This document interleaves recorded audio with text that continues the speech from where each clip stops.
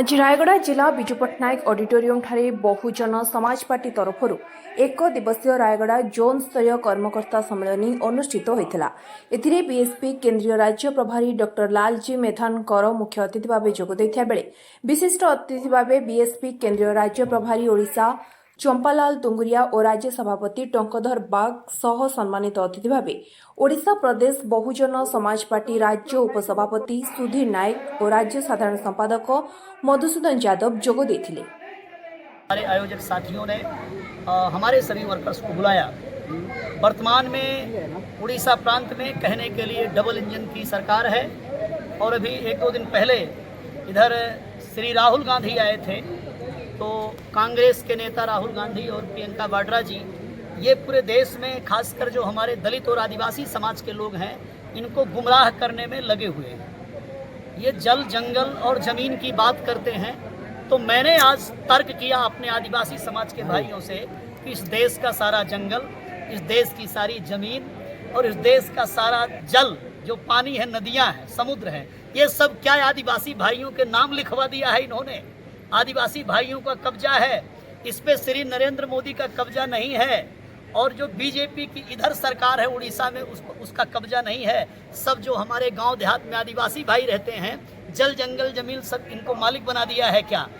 कहने का मतलब आदिवासी भाइयों को गुमराह करने के लिए उनके लिए शब्द गढ़े हुए हैं। ये समाज पहले अशिक्षित था, लेकिन बाबा साहेब डॉक्टर अंबेडकर का संविधान लागू होने के बाद इनको शिक्षा का अधिकार मिला, इनको नौकरी करने का अधिकार मिला, इनको राजनीति करने का अधिकार मिला, इनको संगठन बनाने का अधिकार मिला।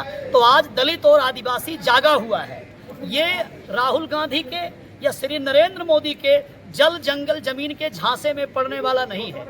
ये अब जागा हुआ है। माननीय बहन कुमारी मायावती जी इस दलित आदिवासी पिछड़े समाज और अल्पसंख्यक समाज की रहनुमाई कर रही हैं। ऐसे तो हमारी बहन जी कहती हैं सर्व समाज के लिए हम काम करते हैं, लेकिन बीएसपी का जो सिद्धांत है वो बहुजन समाज के आधार पर उसकी नींव पर खड़ा है।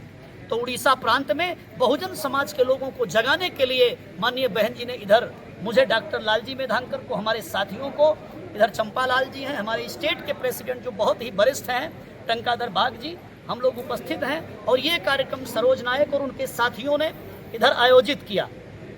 तो मैं आपकी मीडिया के माध्यम से कहना चाहता हूं कि हम लोग बहुत सघन तैयारी कर रहे हैं। जो काम अभी तक बहुजन मूवमेंट का, अंबेडकरवाद का, बुद्धवाद का जो काम अभी तक उड़ीसा में नहीं हुआ था, वो काम उड़ीसा में होने जा रहा है। नए सिरे से हमारे बसपा के कार्यकर्ता तैयारी कर रहे हैं और नए सिरे से काम करके ये उड़ीसा दो प्रकार के संघर्ष के बीच में झूल रहा है।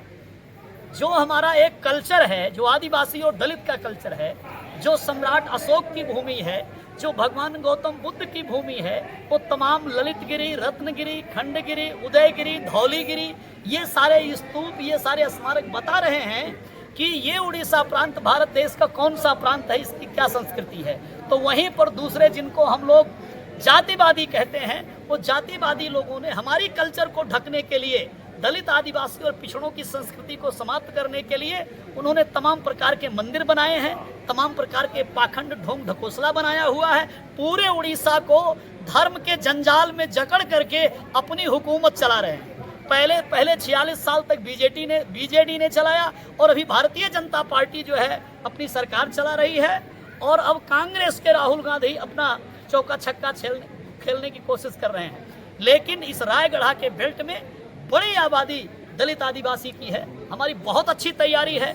हम आने वाले चुनाव में 2029 में कुछ जरूर ऐसा करके दिखाएंगे कि हमारे तमाम दलित आदिवासी भाई, पिछड़े भाई वो बीएसपी के झंडे पर, नीले झंडे पर, हाथी निशान पे चढ़ करके वो विधानसभा में पहुंचेंगे और पार्लियामेंट में भी पहुंचने का काम करेंगे। तो इसकी तैयारी के लिए हम इधर आए हैं।